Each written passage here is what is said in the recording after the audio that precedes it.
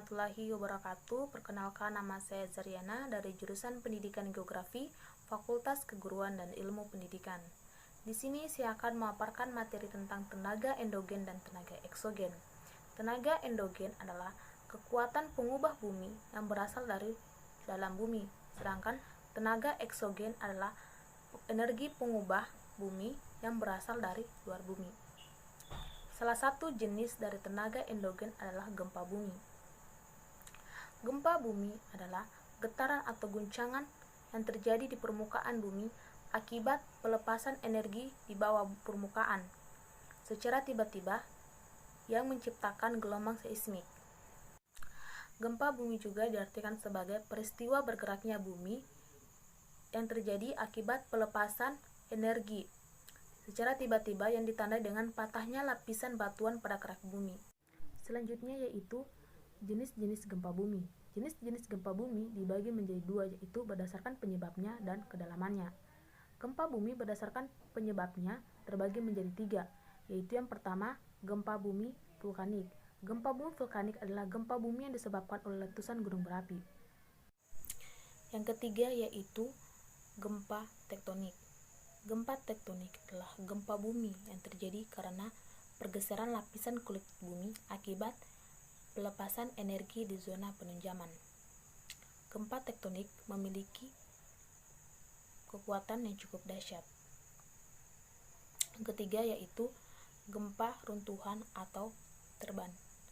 Gempa runtuhan atau terban adalah gempa bumi yang disebabkan oleh tanah longsor, gua-gua yang runtuh, dan sejenisnya.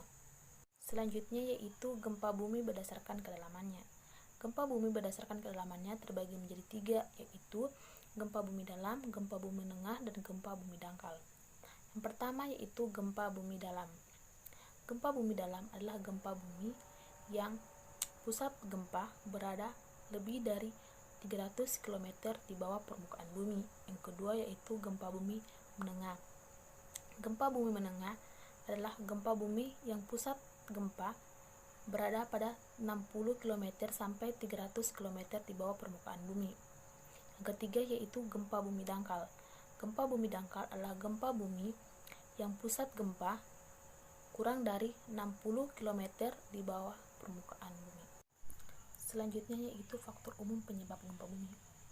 Faktor umum penyebab gempa bumi terbagi menjadi 4, yaitu pergeseran lempeng bumi, yang kedua letusan gunung berapi, yang ketiga kejadian alam seperti tanah longsor, dan yang keempat yaitu faktor non alam.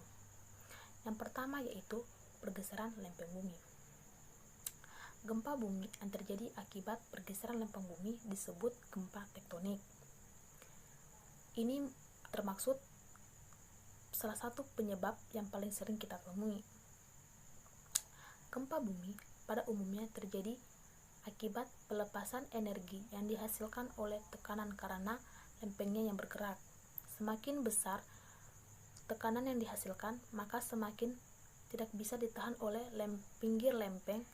Saat itulah terjadi gempa bumi. Yang kedua yaitu letusan gunung berapi. Gempa bumi yang disebabkan oleh letusan gunung berapi ini juga disebut dengan gempa vulkanik. Intensitas gempa yang disebabkan oleh gunung berapi terhitung relatif dengan jangkauan yang terbatas. Yang ketiga yaitu kejadian alam seperti tanah longsor. Fenomena alam seperti tanah longsor, gua yang runtuh, dan sebagainya ini juga disebut sebagai penyebab gempa bumi. Gempa bumi yang disebabkan oleh faktor ini hanya berdampak kecil dan wilayah cakupannya sempit. Yang keempat yaitu faktor non-alam. Campur tangan manusia juga bisa disebut sebagai penyebab gempa bumi.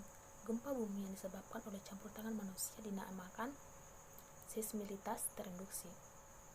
Ini adalah salah satu contoh gempa bumi yang pernah terjadi. Selanjutnya yaitu salah satu jenis dari tenaga eksogen, yaitu pelapukan.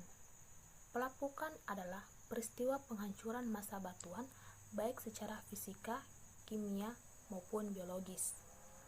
Proses pelapukan membutuhkan waktu yang sangat lama. Semua proses pelapukan dipengaruhi oleh cuaca. Selanjutnya yaitu jenis-jenis pelapukan.